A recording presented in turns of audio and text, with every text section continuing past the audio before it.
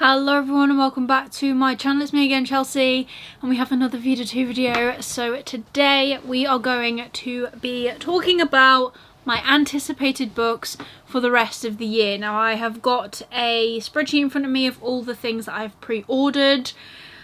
These are not indies. These are all of the books that I have pre-ordered on Waterstones. And it's not as many as I actually thought, if I'm honest. It's something, I have to be honest, but it's not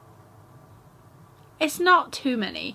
Some of which will be going back, one of which will definitely be going back.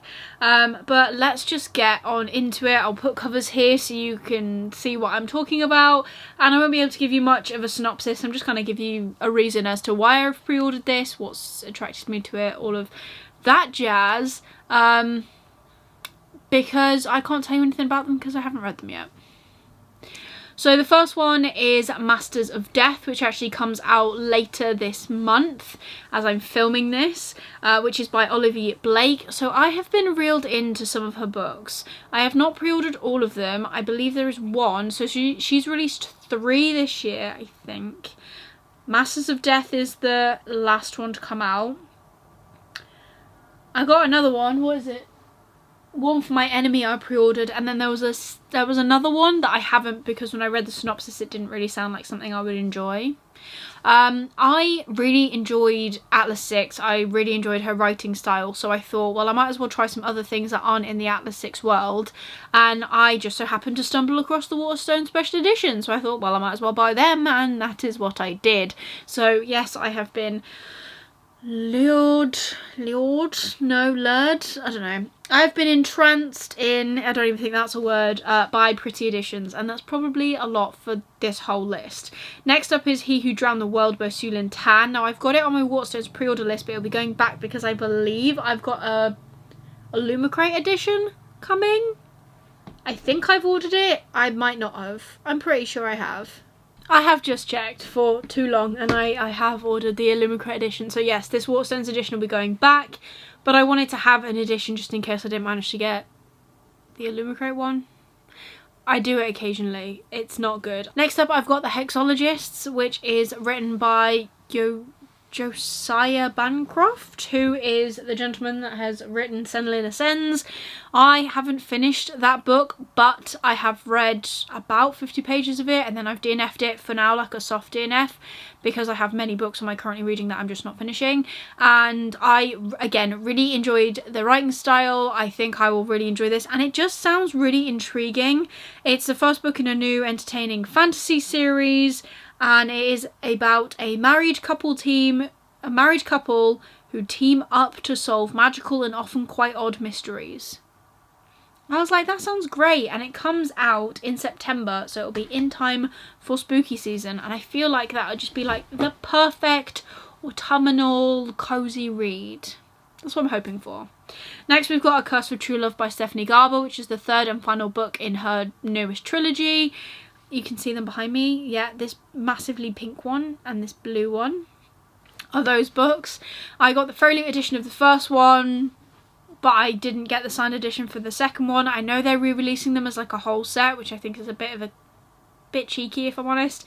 But I have got the Waterstones special editions with the covers and the signatures, so that is just what I'm sticking with, and I don't know why I am trying to do anything else, if I'm honest.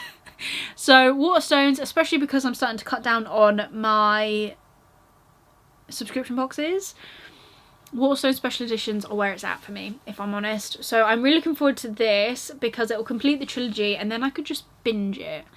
I really hope I like it, because I now own all 3 books, or I will own all 3 books in September. Next up, we've got Yumi and the Nightmare Painter, which is the 3rd, I want to say 3rd special edition book for Brandon Sanderson in his like secret projects.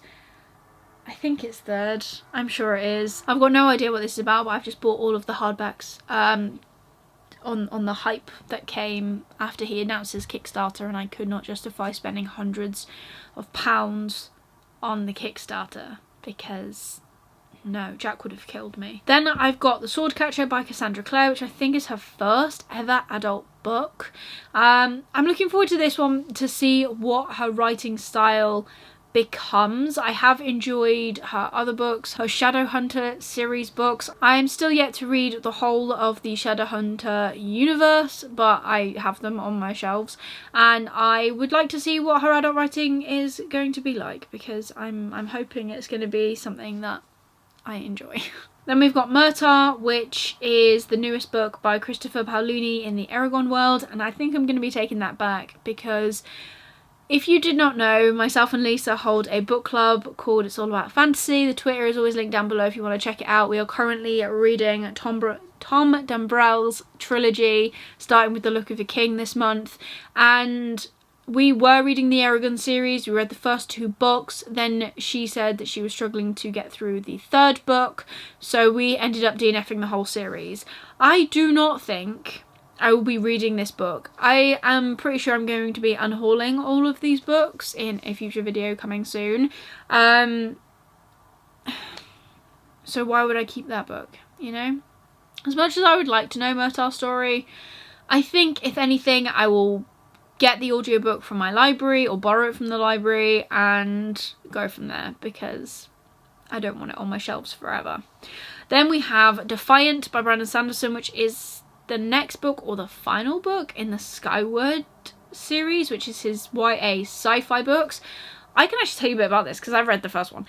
So the first one, we're following our main character Spencer, who just dreams of being a pilot, and she can't because her father is classed as a traitor because he turned away in one of the fights, and because he was a traitor, her and her whole family are basically tarred with this reputation, and she is not allowed to be a pilot. But she ends up joining the school and learning to be a pilot, and she goes through so much. They won't let her stay in the barracks, people are mean to her. I really enjoyed it, and I really enjoyed the other aspects of this book and the other characters. Illumicrate did something really cool where they started to come out with keys for things, and I actually still have the key somewhere for one of the spaceships in the series, and I thought it was so cool, and I need to find it when I sort out my shelf so I can put it up there with the books, because I think it's just a really cool little thing to have. I'm not a massive fan of all of the trinkets, but you know, there's one of them that I actually like. And then the rest of the books that I've actually got on this list are for next year. So that is all of the ones that I've pre-ordered for the rest of this year, to my knowledge. I've also, one that's not on this list is The Bone Season, the special 10-year anniversary. I've got 2 copies of that book coming because I think I've also got 2 copies of Fragile Threads coming as well, because they released the books and then at a later date they released special signed editions. So I got the special signed editions, but now I can't cancel the other ones because I've made big orders and other books have been shipping, and I don't want to cancel things. It's a whole thing. Being a book collector is stressful, if I'm honest, but that's fine. Some other honorary mentions go to The Atlas Complex, which is the 3rd and final book in the Atlas 6 trilogy. I believe there's only 3 books coming for that. That's coming out in January next year, which I am looking forward to. Well, I need to read the 2nd book, but I can still look forward to it because I enjoyed the first one. And then we've got House of Flame and Shadow, which everyone is in uproar over, understandably, because if you haven't seen, Sarah J Maas has announced that she's going to do 5 different short stories in 5 different editions that you can buy from 5 different shops in the States. So in the UK we get 1 of these stories in our Waterstones special edition, which is the one that I have already pre-ordered, but there are 4 other stories that you can only get from books that are sold in Target, Barnes and Noble.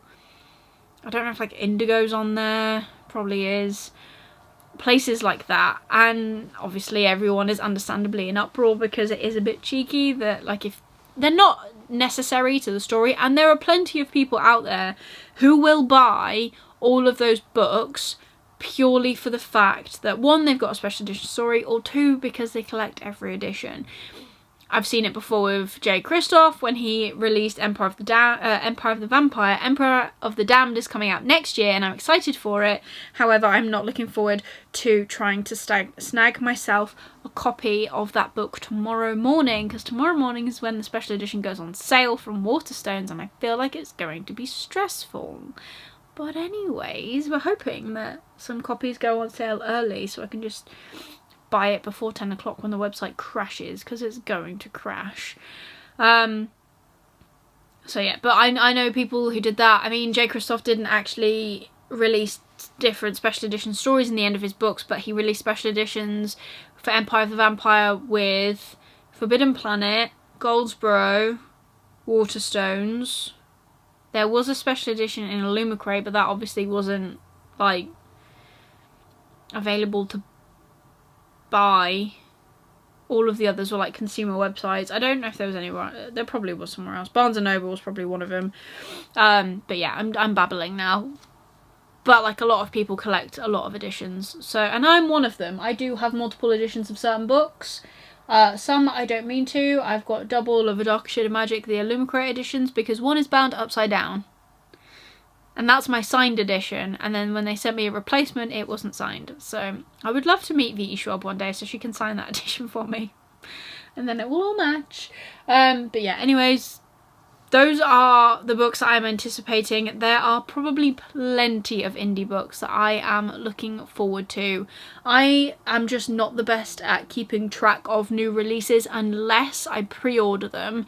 So that is why I have not got any indie books on here at the minute. I'm hoping to get better at that, but I also find that I like buying indie books close to the time that they release, not necessarily months and months out, you know? But that's just me. Anyways, that's everything for today's video. I hope you have enjoyed it. If you have, please give it a like. It really supports me and my channel. Leave me a comment down below of a book that you are anticipating that's coming out at some point in the rest of the year. If you just want to leave me an emoji, leave me money emojis, because this is where all of my money disappears off to. If you want to see more of me, please consider subscribing down below and ringing the notification bell to get notified every single time I upload new videos. I am uploading every single day in the month of August, so be sure to come back tomorrow for a brand new video. I will see you there. Bye.